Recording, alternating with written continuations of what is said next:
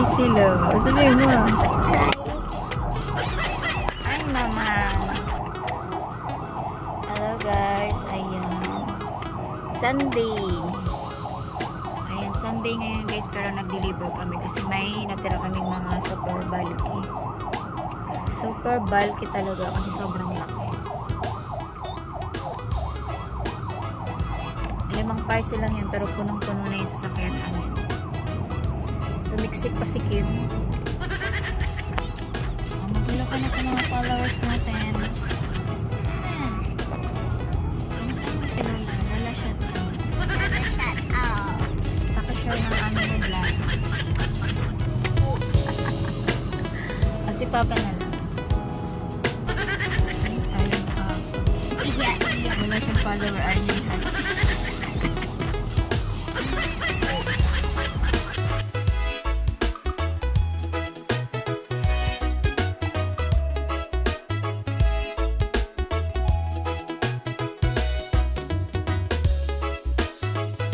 Ito na nga guys, andito na kami sa ayan, ito yung malapit kami sa may putol.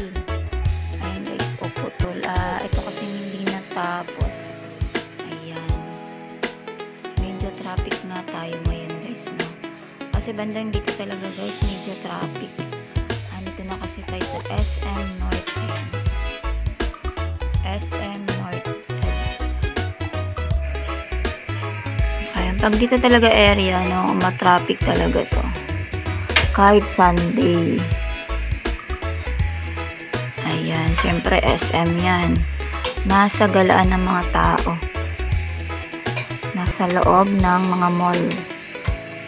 Ayan, kasi to wala na gaanong traffic. Mabilis na. Ayan, SM North.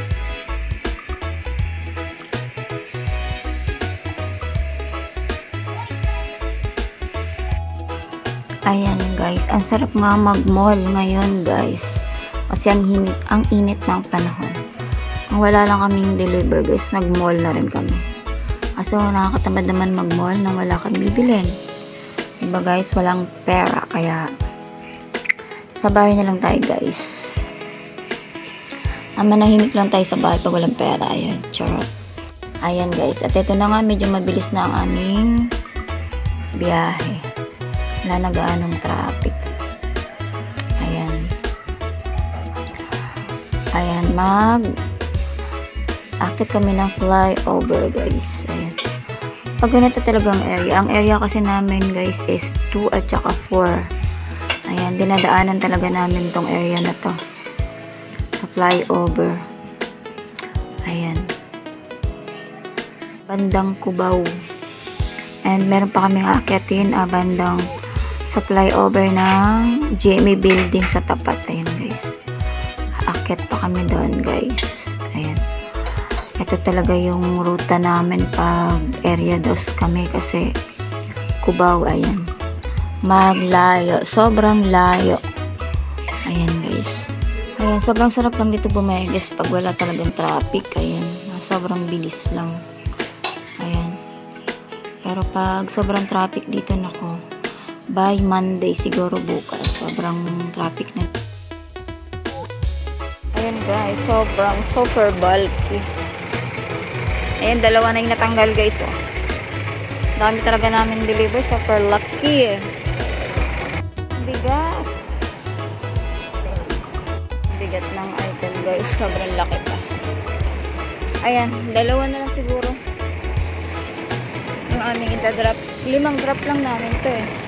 Sobrang lalaki pero punong-puno na yung sasakyan. Ay! Isa na lang pala. Ayan. Pangalawa si Kim.